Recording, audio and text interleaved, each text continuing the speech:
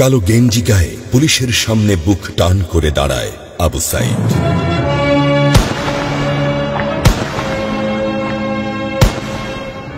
Police তাকে রক্ষা করার বদলে গুলি করে।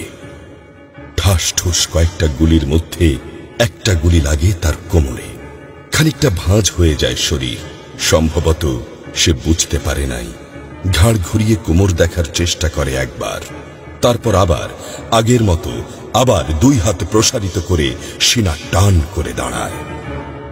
ডান হাতে ছোট্ট একটা লাঠি।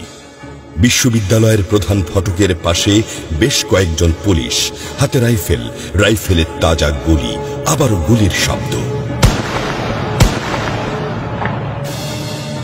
পরে গুলিটা কোথায় লাগলো বোঝা গেল না। তবে আবু সাইদ টলছে। পড়বে পড়বে ভাব, কিন্তু সে সোজা হয়ে দাঁড়ানোর চেষ্টা করছে।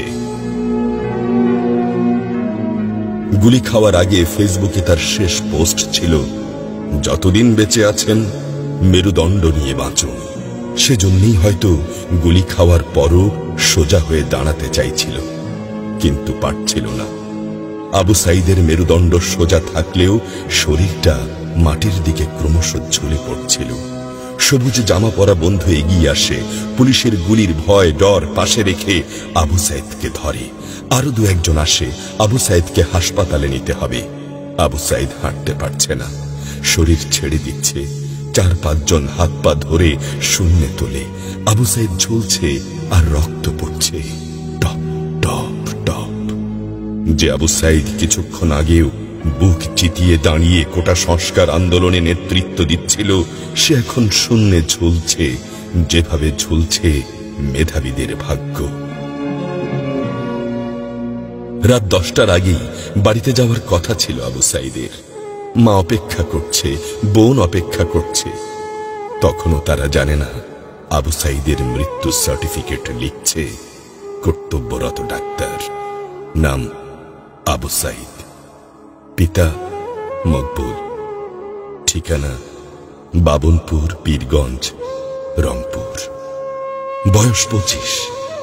মৃত্যু কারণ আগমনের সময় মৃত্যু। তারিখ 16/7/24, রাত 8টা 5 minute. Serial number 240434, Rangpur medical college হাসপাতাল। পরিবারের একমাত্র শিক্ষিত ছেলেটা খুন হয়ে গেছে। মা যখন জানল দুনিয়া কি আর ঠিক আছে তার কাছে, বিলাপ করে বলে, আমার ছেলেরে চাকরি না দিবি না দে, গুলি করলো কেন? বোন শুনি আর্তনাদ করে বলে, 3টা গুলি কেন আমারে করলো না? আবু সাইদ ফেসবুকে আরো লিখেছিল, যদি আজ শহীদ হই তবে আমার নিথর দেহটা রাজপথে ফেলে রাখবেন। ছাত্র সমাজ যখন বিজয় মিছিল নিয়ে ঘরে ফিরবে, তখন আমাকেও বিজয়ী ঘোষণা করে দাফন করবেন। একজন পরাজিতের লাশ কখনো তার মা বাবা গ্রহণ করবে না।